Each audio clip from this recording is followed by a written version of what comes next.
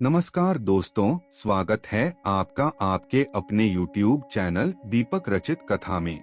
हिंदू धर्म ग्रंथों में जीवन के साथ साथ मनुष्य के मृत्यु के बाद मिलने वाली अवस्थाओं यानी कि योनियों का भी वर्णन मिलता है। ऐसा माना जाता है कि मनुष्य की मृत्यु के पश्चात उनके कर्म के हिसाब से ही स्वर्ग लोक या नरक लोक की प्राप्ति होती है। कुछ धर्म ग्रंथों में यह भी वर्णन मिला है कि जो मनुष्य अपने जीवन काल में बहुत अधिक पाप करते हैं उन्हें स्वर्ग लोक नरक लोक नहीं मिलता, बल्कि उनके कर्मों के हिसाब से एक निश्चित समय के लिए उन्हें प्रेत योनि में भेज दिया जाता है। जब इंसान जीवित रहता है तो पृथ्वी पर खाने की चीजें खाकर जीवित रहता है, लेकिन क्या आप जानते हैं जब पाप आत्मा को प्रेत योनि में डाला जाता है तो क्या खाकर अपना समय व्यतीत करता है? अगर नहीं जानते हैं तो आज की इस वीडियो में जानेंगे प्रेत के आहार से जुड़ी एक पौराणिक कथा के बारे में, जिसका वर्णन स्कंद पुराण में किया गया है। प्रेतों का भोजन के संबंध में ग्रंथों में एक कथा है। महर्षि गौतम ने पूछा,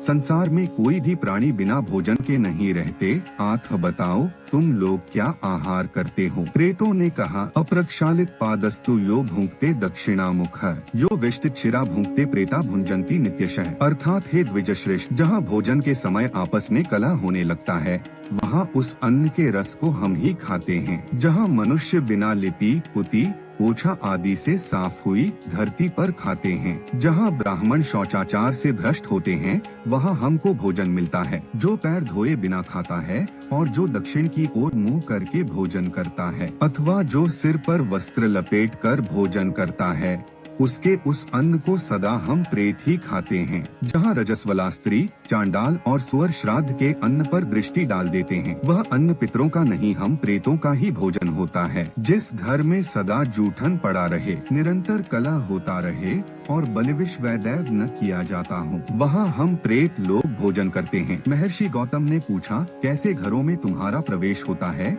यह बात मुझे सत्य सत्य बताओ। प्रेत ने कहा, हे ब्राह्मण, जिस घर में बलिवैश्वदेव होने से धुएं की बत्ती उड़ती दिखाई देती है उसमें हम प्रवेश नहीं कर पाते। जिस घर में सवेरे चौका लग जाता है तथा वेद मंत्रों की ध्वनि होती रहती है वहाँ की किसी वस्तु पर हमारा अधिकार नहीं होता। गौतम ने पूछा, किस कर्म के परिणाम में मनुष्य प्रेत भाव को प्राप्त होता है? प्रेत ने कहा, जो धरोहर हड़प लेते हैं, झूठे मोह यात्रा करते हैं, गाय और ब्राह्मण की हत्या करने वाले हैं, वे प्रेत योनि को प्राप्त होते हैं। चुगली करने वाले, झूठी गवाही देने वाले, न्याय के पक्ष में नहीं रहने वाले, वे मरने पर प्रेत होते हैं। सूर्य की ओर मुँह करके थूक खकार और मलमूत्र त्याग करता है, वे प्रेत शरीर प्राप्त करके दीर्घकाल तक उसी में स्थित रहते हैं। गौ, ब्राह्मण तथा रोगी को जब कुछ दिया जाता हो उस समय जो न देने की सलाह देते हैं वे भी प्रेत ही होते हैं। विप्रवर, जो अमावस्या की तिथि में हल में बैलों को जोतता है